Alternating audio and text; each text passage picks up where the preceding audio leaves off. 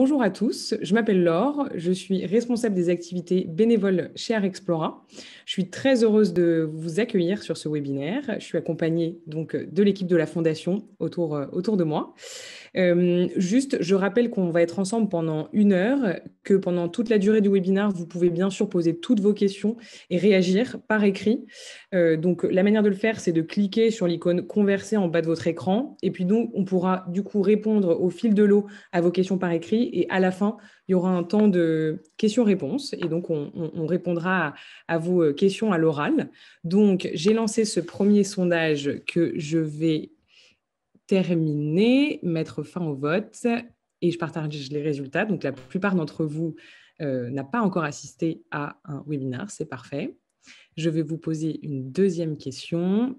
Comment est-ce que vous êtes inscrit à ce webinaire via les réseaux sociaux, le site de la Fondation, la newsletter ou le bouche à oreille?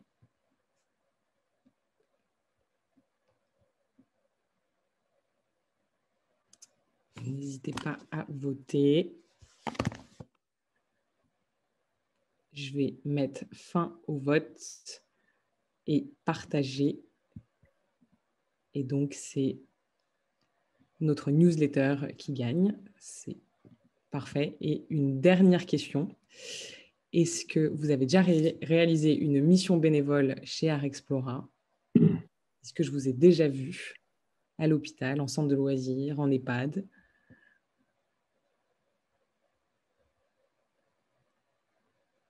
Je vais mettre fin au vote. N'hésitez pas à voter. Et je partage les résultats. Et donc, une majorité de non, c'est parfait. Ça va être l'occasion de vous expliquer tout ça. Donc, je passe la parole à Frédéric Jousset, fondateur d'Arexplora. Bonjour à tous, merci Laure. Ravi de vous trouver ou de vous retrouver. Donc, j'ai créé Arexplora il y a maintenant 2 ans. Bientôt 3 d'ailleurs, c'est 2019 l'immatriculation de la fondation, le temps passe vite. Et on a développé un certain nombre de projets qui partent tous d'une même vision que je voudrais partager avec vous, qui est cette nécessité de partager l'art et la culture avec le plus grand nombre. De partir du constat qu'en Europe de l'Ouest, en gros, vous avez 1/3 de la population qui fréquente régulièrement tous les lieux de culture au sens large. Chez Arexplora, en fait, on se bat pour l'art avec un A majuscule et ça englobe tous les arts. On n'est pas une fondation d'art contemporain, on n'est pas une fondation de musique. On promeut la rencontre avec les artistes d'aujourd'hui ou d'hier. Et 1/3 qui y va régulièrement, 1/3 qui y va sporadiquement et 1/3 qui n'y va jamais. Et quand on analyse pourquoi les gens ne vont pas ou ne profitent pas de l'offre culturelle, c'est la méconnaissance, c'est la distance géographique, c'est le coût financier, mais c'est aussi et surtout le manque d'intérêt, puisqu'on voit des populations, par exemple fanatiques de sport, qui sont capables de faire des énormes sacrifices financiers et d'aller traverser l'Europe pour suivre le match de leur équipe préférée et qui ne vont pas voir le musée qui est juste à côté. Donc, notre mission chez Arexplora, ce qui nous anime tous, c'est cette envie de partager l'art et la culture avec le plus grand nombre et de partir du constat qu'en fait, le problème qu'on a, ce n'est pas l'offre, puisqu'il y a une offre culturelle qui est assez abondante, en tout cas en Europe. Ce n'est pas le cas en Afrique, mais en Europe, c'est clair. C'est un problème de demande, c'est-à-dire qu'il n'y a pas assez de demande, il n'y a pas de stimulation de la demande et que c'est là-dessus qu'on veut travailler, d'enlever ces barrières qui, aujourd'hui, pèsent sur la fréquentation. C'est pour ça que fondamentalement, nous, on est les partenaires de toutes les grandes institutions culturelles. C'est pour ça qu'on est très bien accueillis. On n'est pas des concurrents. Si on fait bien notre métier, on est des pourvoyeurs, des créateurs de trafic. Alors, comment on fait ça?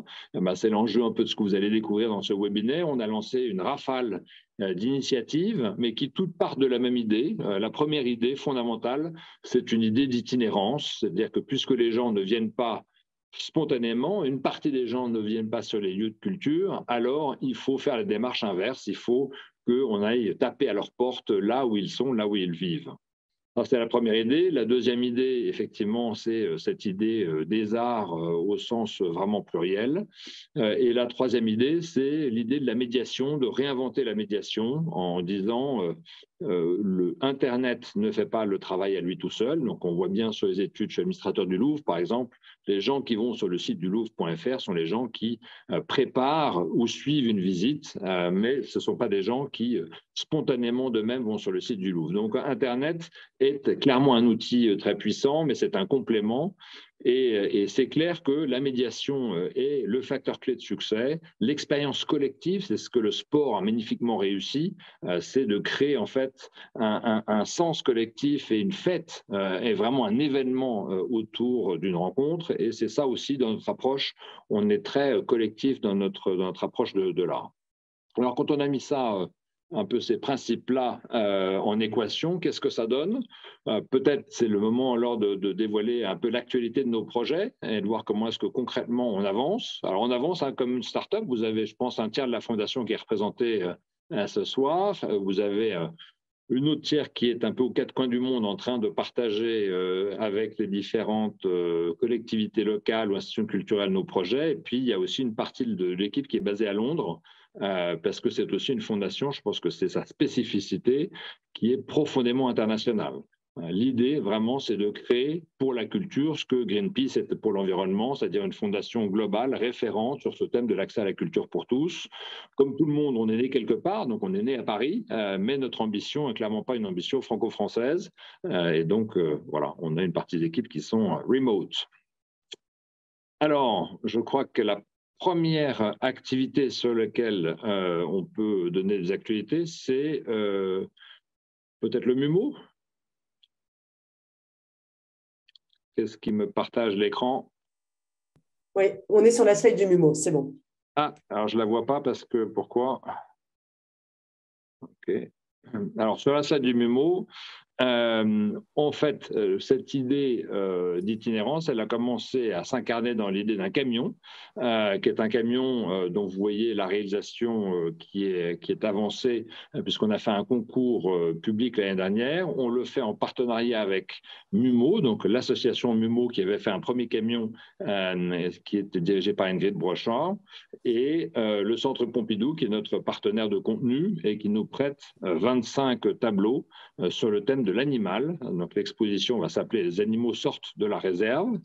Et le MUMO va partir mi-juin faire le tour des routes de France et s'arrêter dans les banlieues ou dans les villages, petits de préférence, quelques jours, ouvrir ses portes et offrir une médiation entre 30 et 45 minutes aux habitants.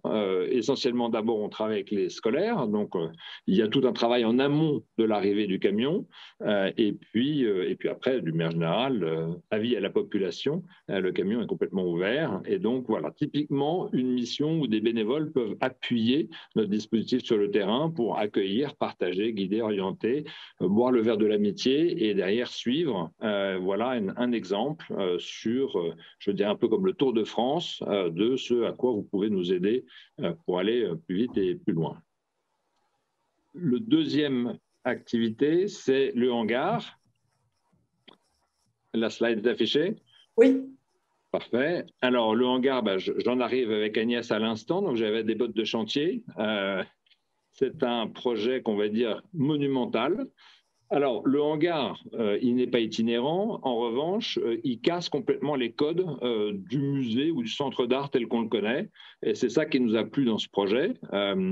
C'est la capacité à créer un lieu qui n'a pas vraiment d'équivalent, un lieu de culture, on va dire 2, plutôt 3.0, parce qu'il mélange pas mal de choses. Le hangar en soi, c'est un ancien pavillon de l'exposition universelle de 1878 qui a été démonté et remonté dans le parc de Chalais à Meudon, donc littéralement à 4 km du périphérique et 8 km de la Tour Eiffel, et qui est dans un parc de 10 hectares, avec au milieu un bassin le nôtre de 3 hectares, dans l'axe de la grande perspective qui est du château de Meudon à Clamart, et qui est un endroit d'un silence et d'une poésie absolue. Donc ça, c'est la première chose qui frappe le visiteur et qui vous frappera si vous venez. Et le hangar présente des volumes gigantesques. C'est un hangar d'exposition je crois, de locomotives et de machines-outils, donc 70 mètres de long, 30 mètres de large et 40 mètres de haut. Donc c'est l'inverse, 40 mètres de large et 30 mètres de haut. Et on va dans ce hangar faire un centre d'art digital, donc beaucoup d'expériences digitales immersives, et 2 espaces d'exposition de 600 mètres carrés dans lesquels on pourra montrer pour le coup de l'art physique, peinture, sculpture, photographie, et sur 2 expositions par an qui vont tourner chaque année. Et dans le parc, on aura un parc de sculptures avec des très belles propositions de sculptures qui seront disséminées dans le parc, un peu comme à Chaumont-sur-Loire ou comme à Naoshima, et un restaurant de 300 couverts au bord de l'eau avec nos amis du Perchois, pour ceux qui connaissent, et dans le parc juste à côté, un endroit qui s'appelle l'Atelier, qui sera dédié les week-ends et pendant les vacances aux enfants, et donc qui offrira des activités culturelles d'initiation aux enfants. Donc un endroit, voilà, à la fois intérieur, extérieur, et qui va vivre toute l'année, avec une programmation aussi qui fera la part belle à des performances, à des concerts. Les premiers rendez-vous de préfiguration, ce sera la fête de la musique cet été. Donc voilà, venez nombreux à Meudon. Et puis les résidences? Absolument, la slide est là. Alors, les résidences, là, je vous invite sur la butte Montmartre, 24 rue Norvin ou 1 place Dalida, je crois qu'elle est la deuxième adresse, la deuxième façon de rentrer dans cette résidence. On est locataire de la CIA, donc Cité internationale des arts, à ne pas confondre, qui nous alloue à peu près un tiers de sa surface. C'est un parc là aussi d'un demi-hectare, et on accueille 2 promotions par an de 8 artistes qui sont choisis sur concours par un jury international avec des sommités du monde de l'art, des gens comme Anne Ulrich-Chebris, Vinciane Després, Philippe Vergne, et qui trient, et c'est probablement la partie la plus difficile du projet, parmi les plus de 1000 candidatures qu'on reçoit à chaque promotion, des artistes, 30-40 ans, déjà une galerie, déjà eu des expositions et des solo-shows, donc vraiment des artistes, on va dire, en devenir, mais assez confirmés dans leur pratique, et qui sont assez engagés sur les thèmes sociaux, environnementaux, de l'identité, et qui viennent faire une résidence de 3 à 6 mois dans l'idée de produire une œuvre sur la base d'une invitation, et de produire une œuvre pour laquelle on leur donne une bourse de résidence et une bourse de production. Et l'idée, c'est que la résidence d'artistes alimente à terme les formats itinérants que sont le camion ou le bateau ou le hangar Y, ou éventuellement d'autres lieux d'exposition qu'on viendrait à ouvrir. Donc, on a des rencontres avec les bénévoles, on a des rencontres avec les habitants, on a plusieurs rencontres chaque année, et la prochaine, donc on en a une en février, et la prochaine est en juillet. Voilà. Voilà, donc on peut peut-être passer maintenant à Art Explora Academy, notre plateforme d'histoire de l'art en ligne que Mathilda va nous présenter, puis Léa pour la partie communication. Bonjour à tous, donc Mathilda Bossé, donc je suis chargée de projet numérique à la Fondation et je suis notamment en charge donc, de la plateforme Art Explora Academy.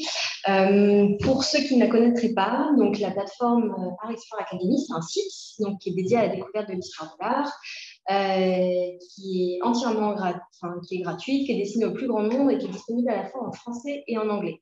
Je vois que vous avez déjà lancé le petit sondage. On est assez curieux de savoir en fait si vous avez déjà utilisé la plateforme. Donc, je vous laisse un petit peu de temps pour répondre. Ça monte. Je mets ça en vote et je partage. Majorité non. Donc, on a des primos arrivants donc, sur la plateforme. C'est parfait. Je vais pouvoir vous expliquer un petit peu plus dans le détail ce dont il s'agit. Donc, c'est une plateforme sur laquelle on propose des cours en micro-learning. On a 11 parcours thématiques qui sont réalisés en partenariat avec Sorbonne Université et à l'issue desquels il est possible d'obtenir un certificat de découverte de l'histoire de l'art, donc conjoint Sorbonne Université et Art Explora. On a aussi cette plateforme une offre importante de podcasts et de vidéos pour découvrir l'art et les artistes. Petite question supplémentaire pour ceux qui sont déjà des utilisateurs de la plateforme. On est assez curieux de savoir si vous l'utilisez plutôt sur ordinateur, sur mobile ou sur tablette, ou voire sur ordinateur, sur mobile ou les deux, sachant que la plateforme a été développée pour être responsive et donc visible sur ces 2 types de supports. Je vous laisse voter. Il y a une majorité qui se dégage. Mathilda, je mets fin au vote. Donc, non, ordinateur ou les deux. Intéressant. En fait, on a des usages plutôt hybrides de cette plateforme. On va aller regarder quelques chiffres ensemble, si je vais pouvoir vous expliquer un petit peu pourquoi je vous pose cette question. Donc, je vous le disais tout à l'heure, en fait, la plateforme est sortie le 19 octobre de l'année dernière, donc elle va avoir 6 mois d'existence là, en avril. Donc, on peut vous parler déjà de quelques chiffres de fréquentation. On a comptabilisé 61 000 visites depuis le lancement. Donc, il y a un nombre qui est relativement honorable quand même pour un service qui est unique pour l'instant dans la sphère des propositions culturelles numériques. On a déjà 4 300 inscrits environ et on a 257 personnes qui sont allées au bout des longs parcours et qui ont donc obtenu leur certificat. Ce qui fait qu'on a un taux de complétion assez bon. Donc, le taux de complétion étant le taux de personnes qui sont allées au bout des 11 parcours sur le nombre d'inscrits.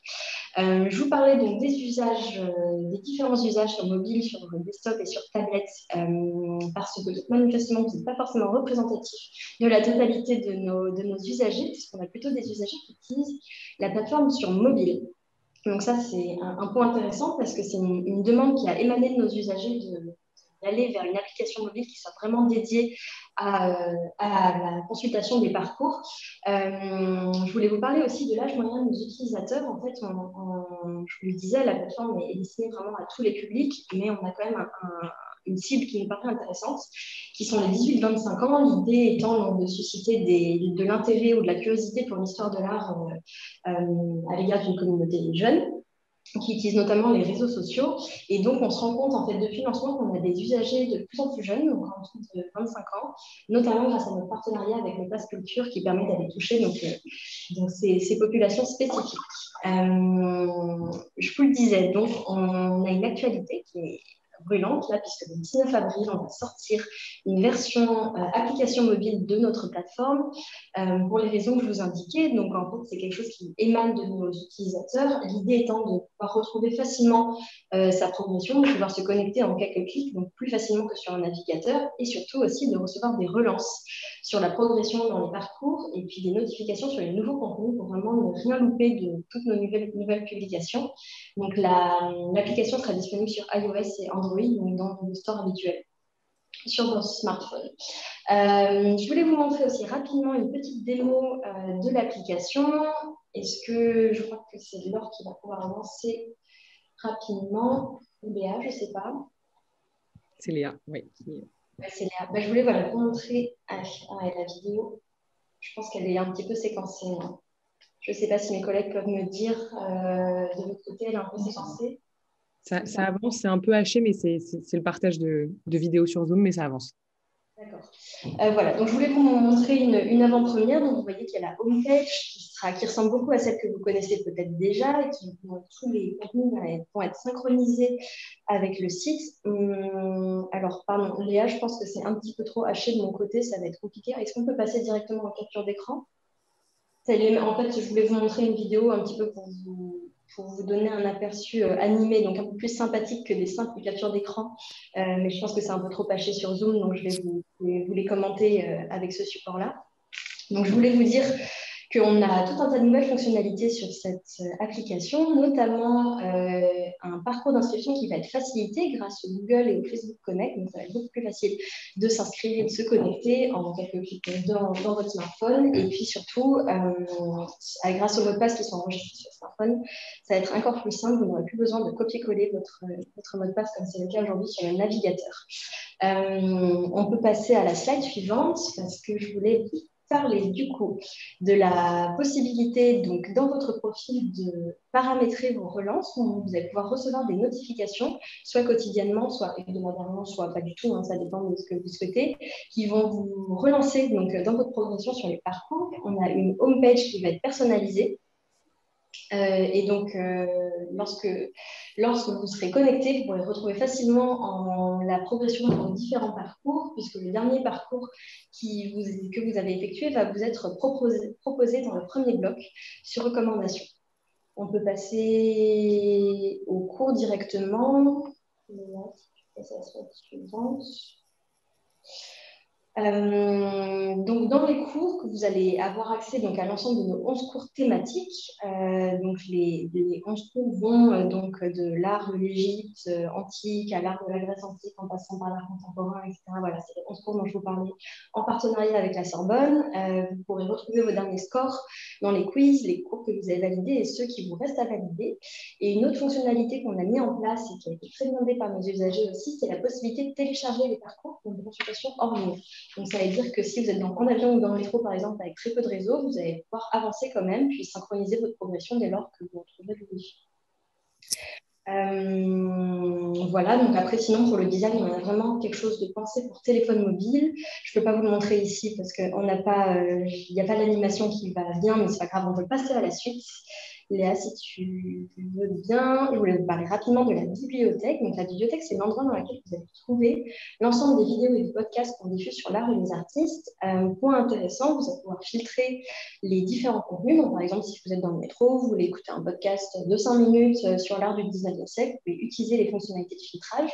On a aussi mis en place une recherche qui va être affinée grâce à un certain nombre de mots-clés. Donc, si vous tapez par exemple impressionniste dans la bibliothèque, vous allez retrouver rapidement toutes les vidéos en lien avec cette thématique.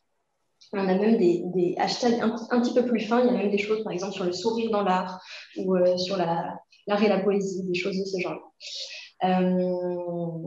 Donc voilà pour la bibliothèque. Je finis rapidement en parlant des nouveaux contenus. En fait, je voulais vous dire que depuis le lancement de ce site, on a de plus en plus de partenaires de contenu qui nous suivent, donc de personnes, d'institutions culturelles, de youtubeurs, de podcasteurs qui nous proposent des nouveaux contenus qui sont de grande qualité pour la plupart.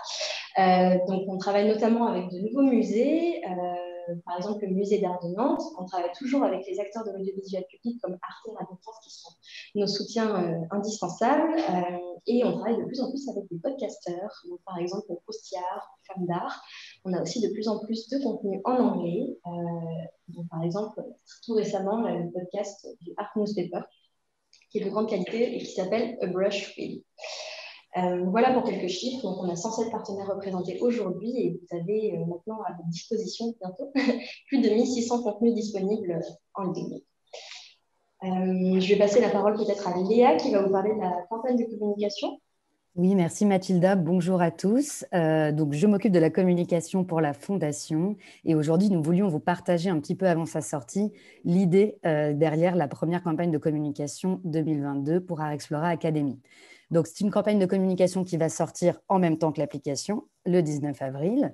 Pour la construire, nous sommes partis d'un constat qui est assez simple, mais qui nous touche, je pense, tous, et qui est celui de se dire que dans nos vies, quasi quotidiennement, on se retrouve dans des moments d'attente dans lesquels nous avons quand même la sensation de perdre notre temps, ou en tout cas de ne pas utiliser le temps qui nous est donné à bon escient. Donc, ce que nous souhaitons faire avec cette campagne de communication pour recruter de nouveaux utilisateurs, ou en tout cas mettre la lumière sur Art Explorer Academy, c'est d'aller interpeller ces personnes précisément dans ces moments d'attente pour leur proposer une alternative à cette sensation de perte de temps et qui est donc une alternative formidable puisqu'il s'agit d'Art Explorer Academy. Nous avons décidé de le faire en jouant sur des codes humoristiques ou en tout cas en jouant sur des codes et des usages qui correspondent vraiment à ceux de notre cible et des utilisateurs que nous essayons d'aller chercher. Donc, vous voyez sur l'écran, si tout va bien, 3 exemples de créa qui composeront la campagne qui sortira le 19 avril, avec toujours cette idée de d'abord faire le constat d'un temps d'attente et de proposer une alternative pour qu'il ne soit pas perdu et qui est donc une alternative de la plateforme. Donc, l'avantage, nous, ce qu'on aime beaucoup dans cette campagne, c'est, et vous allez le voir aussi avec cette slide, qu'elle est déclinable presque à l'infini puisqu'il y a autant d'approches que d'œuvres ou d'artistes sur Art Explorer Academy. C'est une campagne que nous allons pousser essentiellement sur le digital, les réseaux sociaux, en partenariat avec d'autres plateformes digitales également, mais nous sommes aussi en train de travailler sur la possibilité de la transporter dans la rue au contact direct des utilisateurs et des personnes que nous souhaitons recruter sur la plateforme. Donc, elle sortira le 19 avril. Nous ne pouvons que vous encourager à la relayer, à la partager largement pour nous aider à mettre en lumière Art Explorer Academy. Et nous avons hâte qu'elle sorte ainsi que l'application. Je vais maintenant laisser la parole à Laure, qui vous a accueilli pour parler de notre superbe communauté de bénévoles et des missions et des actions que nous mettons en place grâce à elle. Merci beaucoup. J'ai vu que d'ailleurs, il y en a pas mal dans le webinaire que je connais, avec qui on a déjà mené des actions. Voilà, finalement, chez Art Explora, on croit très fermement à cet engagement citoyen pour le partage des arts avec tous. Tout le monde a un rôle à jouer dans cette ambition et dans cette action. Donc aujourd'hui, on a plus de 1500 personnes qui nous ont rejoints et qui nous accompagnent au quotidien dans des actions très différentes, avec des publics très différents. Mais toutes ces actions, elles ont quand même un point commun. Et le point commun, c'est de recréer du lien social. Et comment est-ce qu'on fait ça? On va parler d'art, on va discuter d'art. C'est vraiment la force aujourd'hui de ce qu'on propose avec notre communauté de bénévoles. Si vous nous rejoignez, vous rejoignez vraiment une communauté. Donc, quand on parle de communauté, en fait, c'est vraiment, ce sont des profils extrêmement différents. C'est partout en France. Donc, vous avez des petites communautés qui commencent à naître partout en France, des profils très riches, très différents.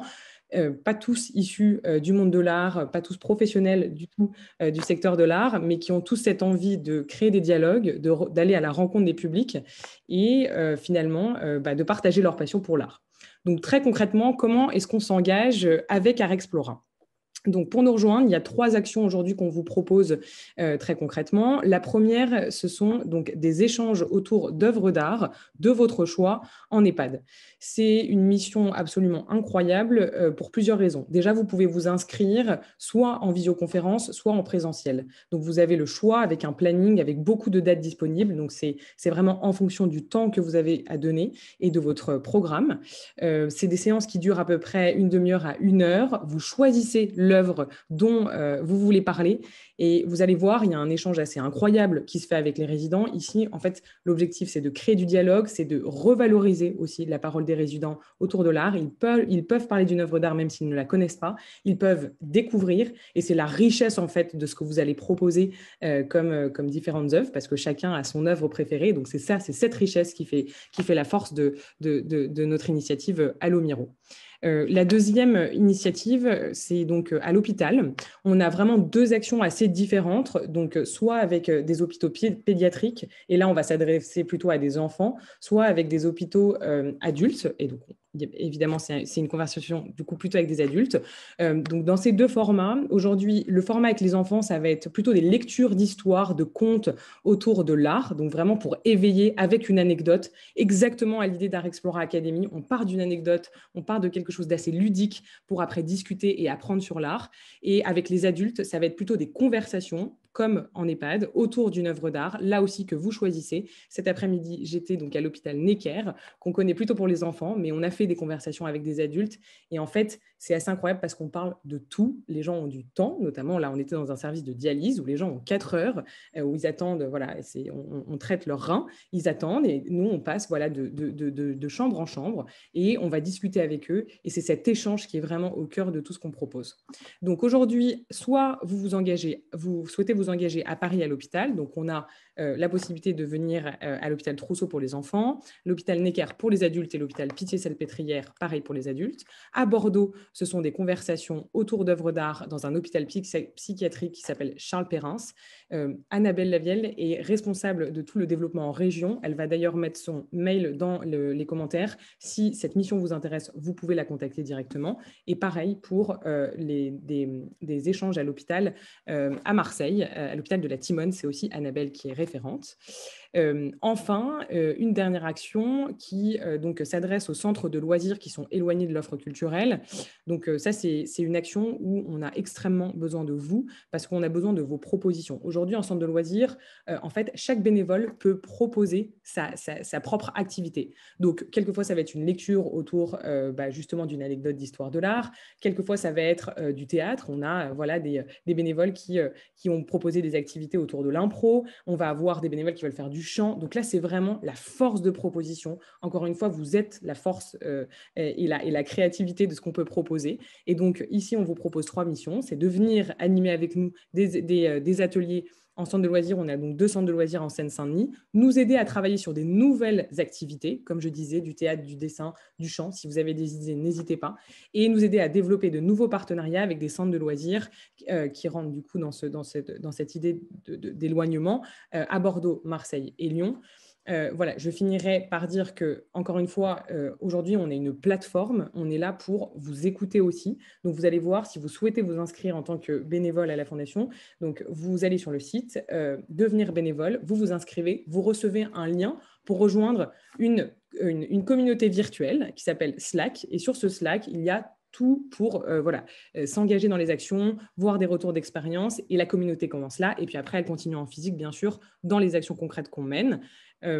Enfin, rendez-vous le 10 mai pour lancer notre communauté à Lyon. On cherche 100 bénévoles. C'est notre objectif pour développer nos actions qui donc prendront ces formes de dialogue qu'on vous a présenté avec différents publics, mais peut-être que ça sera autre chose. L'idée, c'est aussi de s'adapter à tous les territoires où on va et de co-créer avec les acteurs locaux pour répondre au mieux aux besoins. Donc, rejoignez-nous et Annabelle va mettre le lien d'inscription à l'événement pour Lyon dans le chat. Là aussi, vous pouvez vous inscrire. Et oui. Peut-être que je peux rajouter à ce que tu as dit, c'est que tu as souligné les missions permanentes de bénévolat que Arexplora propose et qu'à côté de ça, on a des missions ponctuelles. Donc, c'est pour ça, d'où l'intérêt du Slack, c'est que vous êtes en permanence au courant de l'actualité de la Fondation. Je pense par exemple à Meudon, quand on va faire la fête de la musique, on va avoir besoin de bénévoles pour encadrer la fête de la musique. Quand on a le jury de l'Académie, donc le prix qu'on fait chaque année avec l'Académie des Beaux-Arts, le prix européen Arexplora, où on donne 150 000 € par an aux 3 institutions culturelles les plus innovantes pour chercher de nouveaux publics. Là aussi, on a des gros besoins. On reçoit énormément de dossiers. On a besoin d'appui des bénévoles pour monter un pré-jury, pour aider le tri des bonnes candidatures. Idem sur les résidences d'artistes. Et idem, bien sûr, quand on parlera des étapes du bateau. La première étant celle de Marseille le 19 mai, où là aussi, beaucoup de monde dans le village pour nous aider à encadrer le public.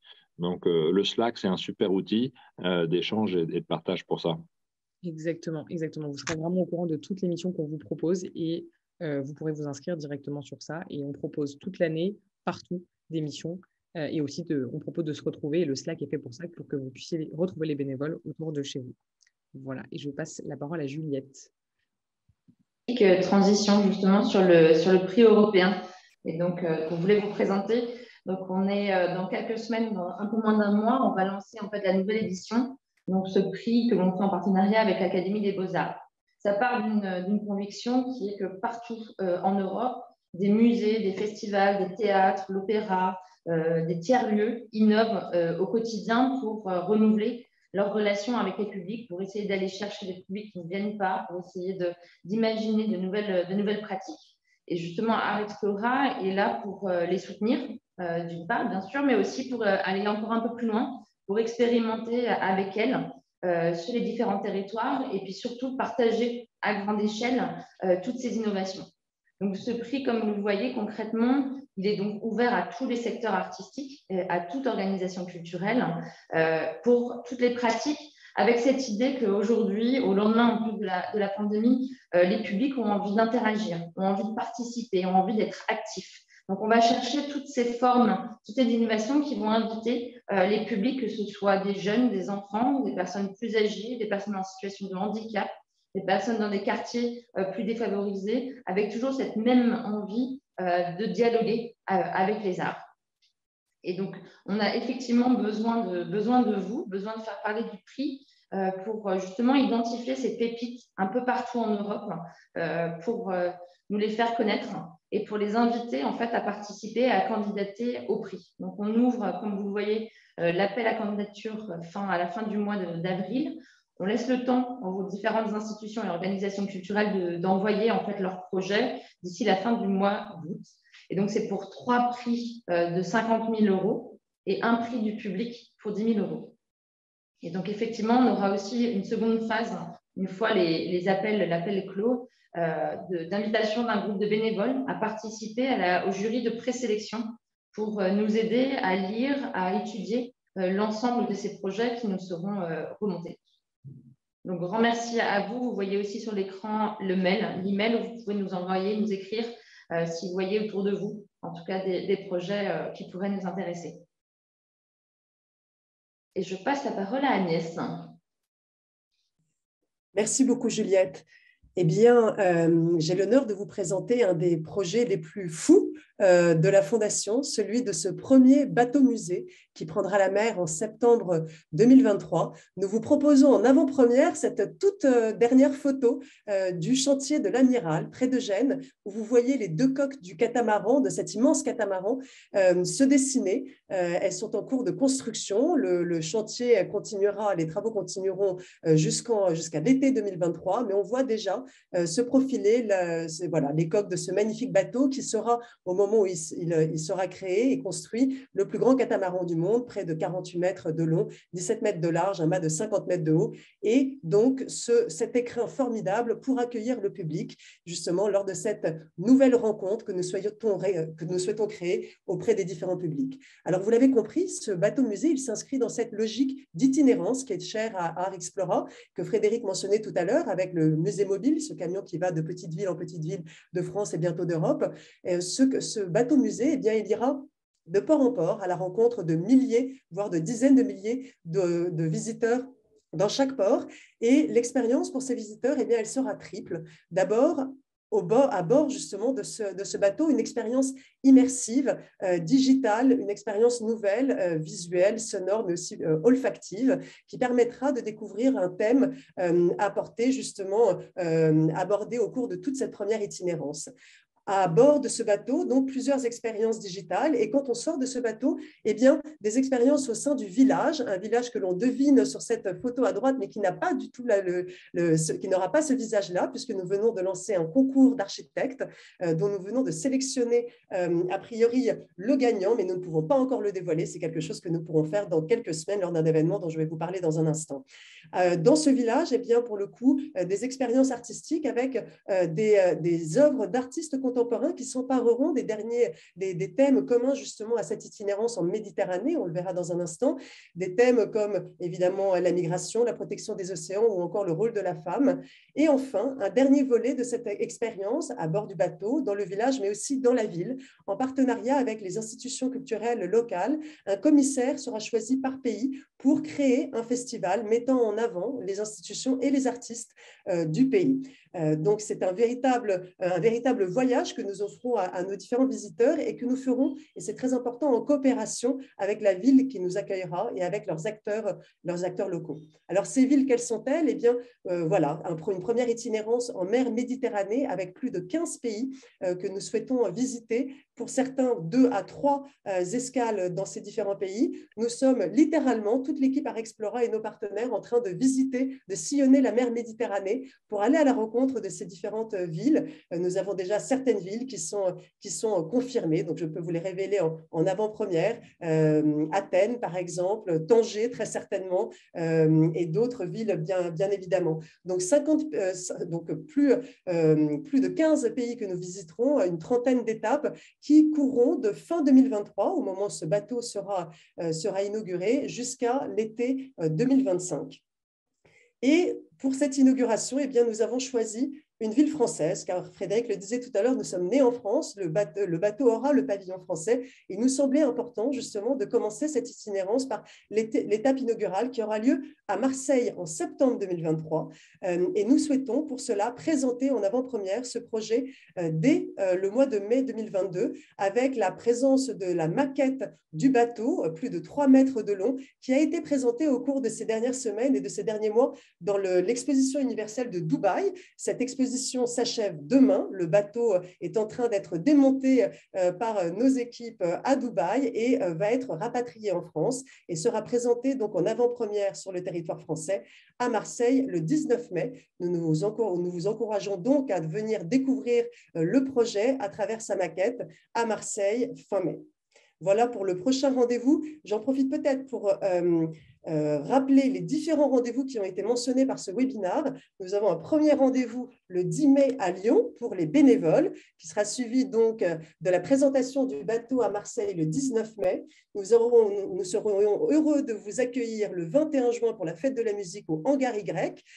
Nous présenterons le MUMO, notre nouveau MUMO, ce musée mobile à Massy le 25 juin. Et enfin, nous accueillerons le grand public dans nos résidences d'artistes du 1er au 3 juillet prochain dans notre villa à Montmartre, rue Norvin. Voilà pour les prochains rendez-vous. Ce que je peux ajouter en complément sur la maquette, c'est que je reviens hier soir de Dubaï où j'ai passé 4 jours dans le pavillon France et puis à visiter l'exposition universelle. Le pavillon France a été vu par 2,1 millions de personnes. Et la maquette était clairement un des clous de l'attraction du pavillon France, que m'a confirmé le commissaire général Éric Linquier et l'ambassadeur de France Xavier Châtel. Il y a eu 600 délégations qui sont venues de différents pays, villes, régions pour visiter le pavillon France elles ont toutes marqué un intérêt très fort pour le bateau. Ça nous a permis de nouer des contacts. On a aussi eu de la part d'Emirati à peu près une dizaine d'offres d'achat du bateau, alors qu'il n'est pas à vendre, mais bon, je trouve que c'était plutôt encourageant. Voilà, donc un accueil très positif et c'est la confirmation que ce qu'on imaginait, à savoir qu'on serait accueilli très bien par les villes parce que, encore une fois, on amène gratuitement un festival culturel et donc on a absolument partout un accueil très chaleureux avec les meilleures places dans le port en centre-ville et en sens inverse également en parallèle un intérêt très fort du public devant rien que la maquette qui fait 3 mètres est spectaculaire. Alors vous imaginez le vrai bateau, ce sera vraiment juste magique. Est-ce qu'on a fait le tour de l'actualité ? Absolument. Donc, nous vous proposons de répondre à vos questions que nous lirons dans le chat. N'hésitez pas à les partager en précisant que vous les partagez avec tout le monde, ce qui permet en fait à tous les spectateurs de ce webinaire de voir votre question à laquelle nous serons ravis de répondre.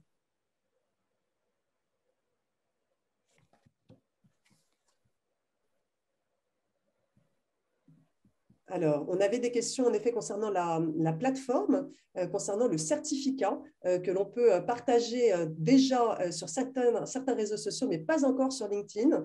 C'est vrai que ce certificat, il montre qu'on a passé jusqu'à 8 heures sur la plateforme et qu'on a donc pu valider des 11 parcours qui constituent la plateforme Travailler avec la Sorbonne. Mathilda, je crois qu'en effet, c'est prévu pour bientôt, n'est-ce pas ? Oui, mais en fait, justement, on l'avait enlevé parce qu'il y avait un petit souci technique et on vient de vérifier là, à l'instant pendant la fin là, du séminaire. Il est à nouveau en ligne, donc vous pouvez à nouveau partager votre certificat sur LinkedIn.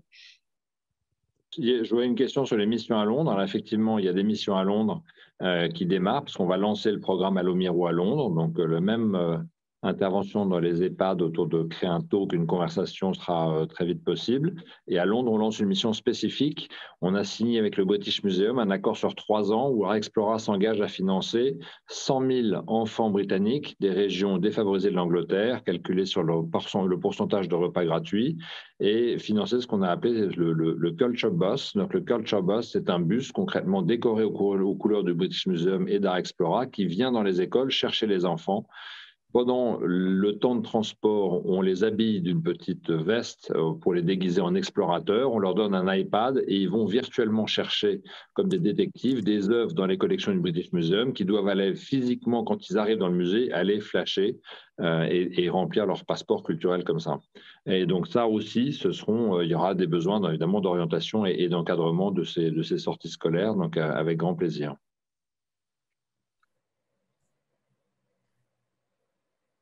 Et j'habite à Londres également, donc l'occasion de se revoir. Voilà,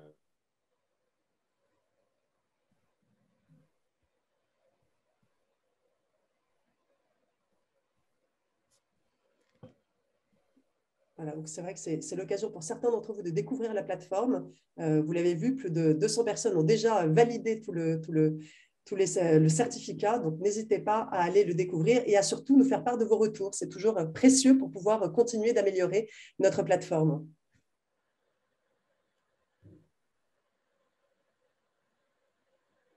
Dominique, c'est noté. Oui, merci Dominique, ça s'est confirmé.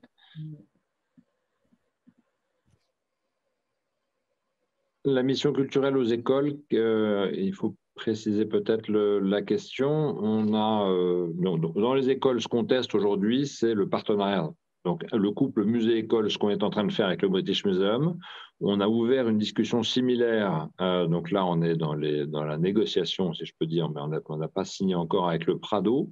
Donc, la même opération, 100 000 enfants à l'école en Espagne.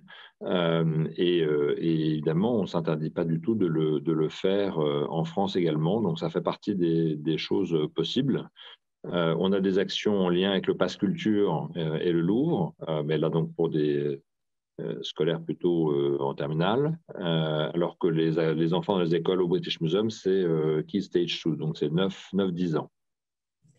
Il y avait une question concernant le bateau, une précision évidemment absolument essentielle. Le bateau, ainsi que le village, ainsi que le festival, tous ces éléments seront d'un accès totalement gratuit. Nous aurons tout un travail en amont de la venue du bateau avec les associations et les acteurs associatifs, d'ailleurs champs scolaires ou associatifs, qui nous permettront justement de nous assurer de la visite de public qui, sinon, ne serait peut-être pas venu. Un travail donc en amont de la présence du bateau, pendant évidemment, et puis qui, on l'espère, se poursuivra après la venue du bateau avec des liens que nous aurons tissés avec ces acteurs locaux et avec, qui sait, peut-être le déploiement de notre réseau bénévole dans certaines des villes visitées par le bateau.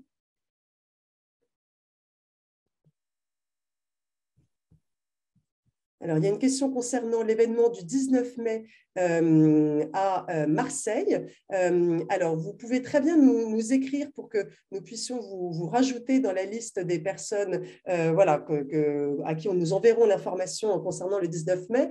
Mais ce sera le principe de cet événement, c'est qu'il est ouvert au public et toute l'équipe de Art Explora sera présente pour présenter le projet le 19 mai. La maquette restera une dizaine de jours, donc vous pourrez de toute façon venir la visiter, mais notez dans vos agendas la date du 19 mai, pendant laquelle toute l'équipe sera présente et donc vous pourra vous détailler ce magnifique projet. Alors, une question sur la gratuité du bateau. Pour l'instant, on travaille dans le but de que tout l'accès village et bateau soit gratuit, avec un financement qui reposera sur un millefeuille qui part de subventions, Commission européenne et régions des villes d'accueil, donations individuelles, partenaires et sponsors corporate, et revenus commerciaux de choses qu'on pourrait vendre dans le village, bon, typiquement la gastronomie ou des produits dérivés du bateau. Et on espère que tout ça nous permettra de financer la gratuité complète du festival. On lance une nouvelle forme d'activité culturelle et peut-être qu'il faudra faire un ticketing partiel sur certaines journées ou les week-ends. Donc ça, on verra. Enfin, on est dans l'esprit aujourd'hui d'une gratuité, en tout cas pour les premières étapes. Le festival des forêts pour le MUMO. Avec grand plaisir. Parlons-en en fait par rapport à déjà l'itinérance, parce que le MUMO est déjà un parcours de prévu pour les prochains mois à partir de Massy le 25 juin, mais avec grand plaisir pour vous connecter avec l'équipe pour en discuter.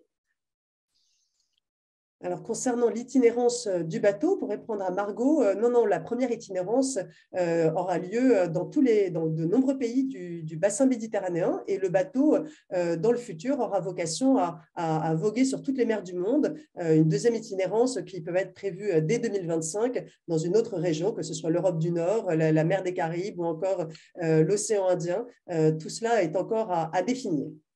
C'est pour ça qu'on a fait un bateau, c'est vraiment pour aller partout. Donc, on est dans cette logique. Chaque étape, en fait, va durer 2 semaines. Chaque étape du bateau va durer 2 semaines. Donc ça, c'est les étapes où on déploie tout le village. Et il y aura des étapes où il n'y a, entre guillemets, que le bateau, ce qui est déjà beaucoup. Et là, le bateau resterait quelques jours seulement. Et l'idée étant de couvrir effectivement au moins une quinzaine de villes par an autour de la Méditerranée pour la première édition. Je vois qu'il y a une question de Nina également sur les offres liées au Pass Culture. Je suppose que c'est en lien du coup avec l'académie. Pour vous répondre, on travaille avec le Pass Culture sur leur programmation éditoriale. En fait, ils ont tous les ans des temps forts éditoriaux, donc autour de sujets, par exemple autour de la Japan Expo, autour de la musique, des concerts de hip-hop, etc. Et en fait, on vient inscrire donc, des playlists thématiques dans leur programmation. Donc, par exemple, on a proposé autour du hip-hop une playlist de vidéos et de contenus en lien parler donc, des liens entre l'histoire de l'art et les rappeurs, donc comment les rappeurs se sont inspirés par exemple des grands classiques de l'histoire de l'art. Voilà, c'est des choses de ce type-là et c'est des playlists que vous pouvez donc retrouver sur le Pass Culture dans notre page Art Explora Academy.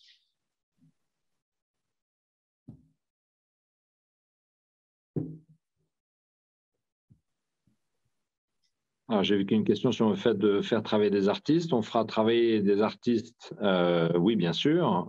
Faites de la musique, donc là, essentiellement des musiciens.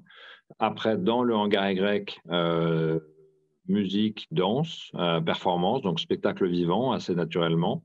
Voilà des exemples. Et pareil dans les villages du bateau. Donc, si c'est votre spécialité ou ceux de votre entourage, avec grand plaisir pour être en contact.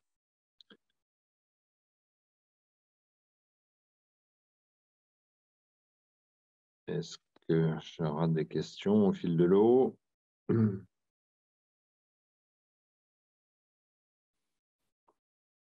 Alors, peut-être aussi une autre idée, c'est qu'on est en train d'essaimer en région. Donc, à partir de Paris, on a été à Bordeaux, puis Marseille, Lyon, qui est notre prochaine grande étape. Mais on va structurer vraiment l'idée d'Art Explora, c'est d'aller partout. Hein. Donc, si vous avez des villes dans lesquelles vous avez envie de prendre le drapeau et de planter le drapeau en Explora, vous et votre entourage, France et à l'étranger, faites-le nous savoir et avec plaisir, on cherche des délégués permanents dans les régions, dans les départements et dans les villes. Donc, avec grand plaisir pour accompagner une démarche personnelle locale. Il y a une question sur le travail des artistes visuels et sous quelle forme. Donc, on accueille beaucoup d'artistes visuels au sein de nos résidences d'artistes à la Cité des Arts de Montmartre, donc sous la forme de résidences de 6 mois. Avec des ateliers logements qui leur permettent de produire et de rencontrer aussi beaucoup un réseau du milieu de l'art.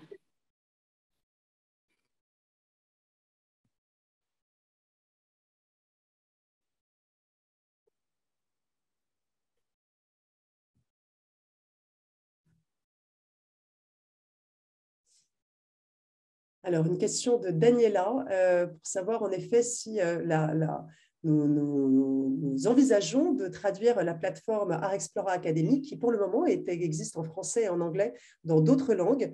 Alors, la réponse est évidemment oui. La vocation de la Fondation est d'être internationale. Ça n'est pas prévu pour les prochains mois, mais c'est quelque chose auquel nous réfléchissons, ou en tout cas certains modules, particulièrement avec la clé d'entrée des pays que nous allons visiter avec le bateau. Donc, c'est quelque chose, en tout cas dans les prochaines années, il est certain que cette plateforme aura vocation à être traduite dans de nombreuses langues. La prochaine sera évidemment l'espagnol, parce que si on confirme ce partenariat avec le Prado, je pense que Daniela est plutôt italienne, si j'en juge. Alors, il y en a beaucoup de binationaux dans la Fondation, par exemple Laure de Moussac, qui est à moitié française, moitié italienne. Donc, c'est une petite tour de Babel.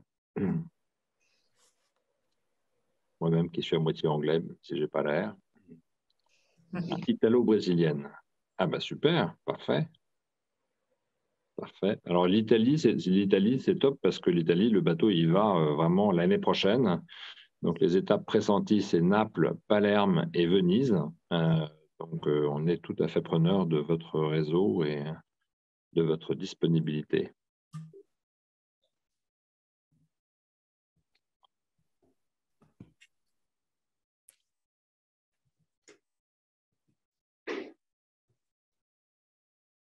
Voilà, on approche de l'heure, je pense, à moins qu'il y ait d'autres questions. Ah, déjà, non, à Bruxelles, on n'est pas encore présent en Belgique, mais là aussi, tout à fait prêt à ouvrir. Donc, on est à Bruxelles, ça serait évidemment très facile pour la partie, en tout cas francophone. On a tout un tas de matériel disponible. Et on travaille avec Corian. Je ne sais pas si Corian a des EHPAD en Belgique. Ça, c'est une question à leur poser. Mais je sais qu'ils sont très présents en Hollande. En Belgique, il faudrait voir avec eux s'ils peuvent déjà nous faciliter des contacts. Mais je crois que la réponse est oui. Margot, vous pouvez m'écrire. J'ai mis mon mail. Comme ça, on peut regarder ensemble.